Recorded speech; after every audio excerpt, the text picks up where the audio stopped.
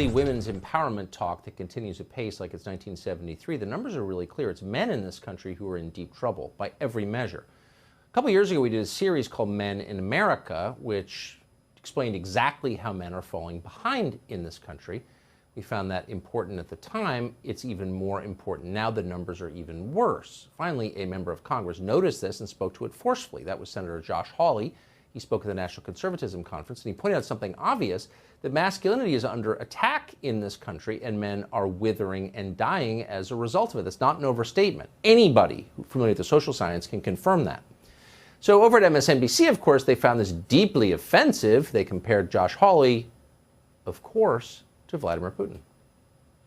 Josh Hawley, with his trademark laser-like precision, has honed in on the real front-burner issue in America, masculinity in this country. I am certainly not shocked that he said something this wacky, because he said stuff like this before. It's a couple of dashes of political extremism from a very, very cynical, Stanford-educated United States senator. It's a dollop of the type of rhetoric that you may hear in Vladimir Putin's Russia, that you may hear in Viktor Orban's Hungary, a fusion of these masculine notions, right? This is why you see Putin posing with tigers with his shirt off. At some point, we're going to take a closer forensic look at the personal lives of the three people you just saw on the screen. A lot of happy, well-balanced relationships, do you think? Probably not. Josh Hawley, by contrast, is the senator from Missouri about whom they were complaining. He joins us tonight. Senator, thanks so much for coming on. So you felt moved to defend masculinity. How come? Well, because it's in crisis. Men are in crisis, Tucker, as you pointed out. I mean, listen, we've got at least 16 million men in this country who are out of the labor force. They're not just unemployed. They're not even trying to work. And I'm talking about able-bodied men, prime-age men. We have an epidemic of fatherlessness in this country. And what's the left saying? The left's saying that America is a systemically oppressive place and that men are to blame and that masculinity is to blame. You know, if you want to be a man, if you are assertive, if you're independent, if you display those characteristics that psychologists have associated with men for decades, then you're contributing to the oppressive place that is America.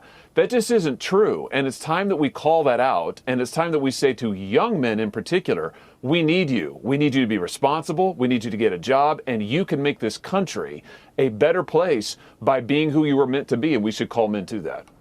God, I can't imagine why anyone would be anything but grateful to hear that. Why do you think that triggers the morons so much?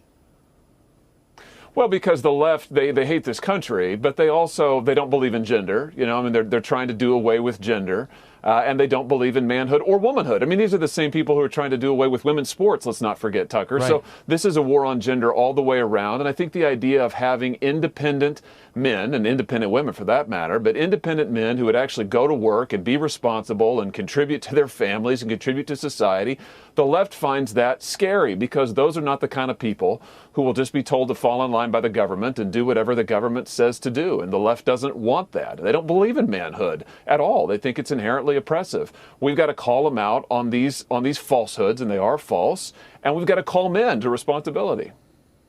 For all of our sakes. Men and women need each other. If one group fails, everyone suffers. I mean, that's real. That's how we're made, exactly. Unfortunately, maybe, but it's true. Senator Hawley, I appreciate your coming on tonight and for the truth that you're telling about that. Thank you.